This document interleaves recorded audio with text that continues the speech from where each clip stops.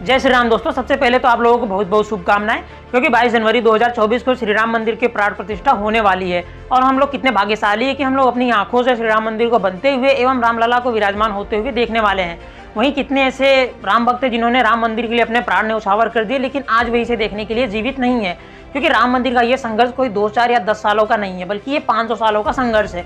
और इन 5 सालों के संघर्ष के बाद आज ऐसा दिन आया है कि भगवान श्री राम पहली बार ट्रेन से निकल करके मंदिर में विराजमान होने वाले हैं। तो आप लोगों को इस संघर्ष की कहानी पता होनी चाहिए।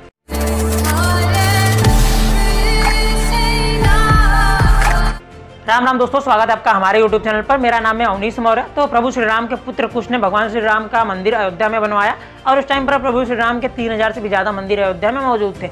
इसके बाद 5th सेंचुरी BC आते आते ये मंदिर पुराने हो गए और कमजोर हो गए।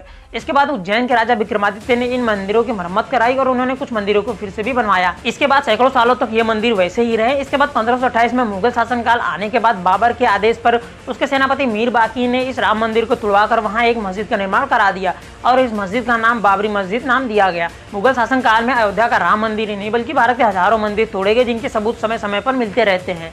और बाबरी मस्जिद जब तक मुगल शासनकाल था तब तक वैसी ही बनी रही, क्योंकि क्रूर मुगल शासनकाल में किसी की इतनी हिम्मत नहीं हुई कि वह कुछ कर सके। फिर 1717 में जयपुर के राजा जयसिंह द्वितीय यह कोशिश करते हैं कि मस्जिद और उसके आसपास की जो जमीन है वह हिंदुओं को मिल सके, लेकिन उनको सफलता नहीं मिलती है।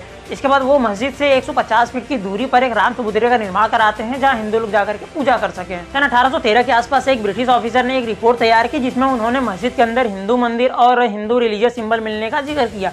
और यह रिपोर्ट सामने आते ही हिंदू और मुसलमानों में नफरत फैल गई और सन 1853 में वहाँ के नवाब वाजिद अली शाह के टाइम पर एक सांप्रदायिक हिंसा भड़क उठी। इसके बाद सन 1885 में श्री राम जन्मभूमि का मामला कोर्ट पहुंचा, जहां निर्मोही अखाड़े के महंत रघुवर दास ने राम चबूतरे की जगह एक पक्के मंदिर बनाने की मांग रखी, लेकिन जज ने फैसला सुनाया कि वहाँ हिंदुओं को पूजा करने का तो अधिकार है, लेकिन वो यहाँ पर कोई भी मंदिर नहीं बना सकते हैं। इसके बाद सन 1934 में फिर से दंगे होते हैं और इस बार बाबरी मस्जिद के कुछ हिस्सा टूट जाता है, लेकिन इसको बाद में फिर से रिपेयर करा दिया जाता है। इसके बाद टाइम आता है हमारे देश की आज़ादी का। 1947 में भारत के आज़ाद होने के बाद राम भक्तों को यह उम्मीद थी कि उनको न्याय मिलेगा, लेकिन उस टाइम की कांग्रेस सरकार और पंडित जवाहरलाल नेहरू ने इस मामले से अपने हाथ खड़े कर दिए। इसके बाद 23 दिसंबर 1949 को चारों तरफ यह खबर फैल जाती है कि विवादित ढांचे के अंदर भगवान श्री राम की मूर्ति पाई गई है, जहां हिंदू पक्ष ये दावा करते हैं कि भगवान श्री राम वहां खुद ही प्रकट हुए हैं, जबकि मुस्लिम पक्ष ये आरोप लगाते हैं कि रात के अंधेरे में किसी ने मूर्ति ला करके वहां पर रख दी है। इसके बाद बड़ी संख्या में वहां दोनों पक्षों के लोग पहुंच जाते हैं और मामला काफी गंभीर हो जाता है। उस समय भारत के प्रधानमंत्री पंडित नेहरू वहां के DM KK नायर को एक लेटर लिखते हैं, जिसमें वे उनको कहते हैं कि वहां से मूर्ति को हटाया जाए और मामले को शांत किया जाए। लेकिन इस पर KK नायर जवाब देते हैं और वे मूर्ति को वहां से हटाने के लिए मना कर देते हैं, क्योंकि उनका मानना यह था कि ऐसा करने से दंगा और भड़क सकता है। इसके बाद पंडित नेहरू उनके जवाब में एक और लेटर लिखते हैं इनको, और वे फिर से मूर्ति हटाने की बात करते हैं, और इस बार भी KK नायर वहां से मूर्ति को हटाने के लिए मना कर देते हैं। इसके एक हफ्ते बाद कोर्ट का आदेश आता है, जहां बाबरी मस्जिद को विवादित भूमि घोषित कर दिया जाता है और वहां संपूर्ण रूप से ताला लगा दिया जाता है। इसके बाद समय बीतता गया और दोनों पक्षों के द्वारा इस विवादित भूमि पर अपने अपने अधिकार के लिए कई बार कोर्ट में अर्जियां भी डाली गई। इसके बाद 1980 में बीजेपी के गठन के बाद बीजेपी, RSS और विश्व हिंदू परिषद ने राम मंदिर आंदोलन को तेज कर दिया।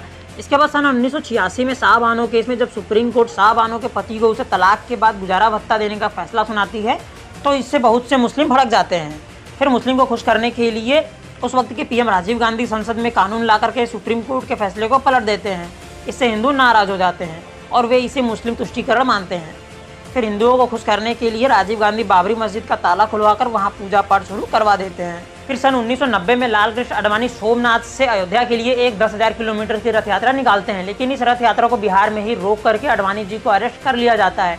इसके बाद 30 अक्टूबर 1990 को जिस दिन यह यात्रा खत्म होने वाली थी, उसी दिन हजारों कार सेवक अयोध्या पहुंच जाते हैं। देखो, कार सेवकों का मतलब उन लोगों से है जो निस्वार्थ भाव से सेवा करते हैं और धर्म के लिए कदम उठाते हैं। और उस दिन कार सेवकों ने बाबरी मस्जिद के ऊपर झंडा फहरा दिया, लेकिन उस टाइम पर यूपी के मुख्यमंत्री मुलायम सिंह यादव ने कार सेवकों पर गोली चलाने का आदेश दे दिया, जिससे कई सारे कार सेवक शहीद हो गए। इसके बाद 6 दिसंबर 1992 को लगभग 2 लाख कार सेवक अयोध्या पहुंच जाते हैं और उस टाइम पर यूपी के मुख्यमंत्री कल्याण सिंह जी होते हैं और वे कोर्ट को यह भरोसा दिलाते हैं कि ढांचे को कोई नुकसान नहीं होगा, और वहीं ये पुलिस को भी आदेश देते हैं कि चाहे कुछ भी हो जाए, कार सेवकों पर कोई भी गोली नहीं चलाएगा। इसके बाद खबर आती है कि 1:55 पर भीड़ के द्वारा मस्जिद का पहला गुंबद गिरा दिया गया। इसके बाद 3:30 बजे ये खबर आती है कि दूसरा गुंबद भी गिरा दिया गया, और फिर शाम 5 बजे तक फाइनल खबर आती है कि भीड़ के द्वारा मस्जिद का तीनों गुंबद गिरा दिया गया है। इसके बाद यूपी में राष्ट्रपति शासन लग जाता है और कल्याण सिंह जी को अपने पद से इस्तीफा देना पड़ता है।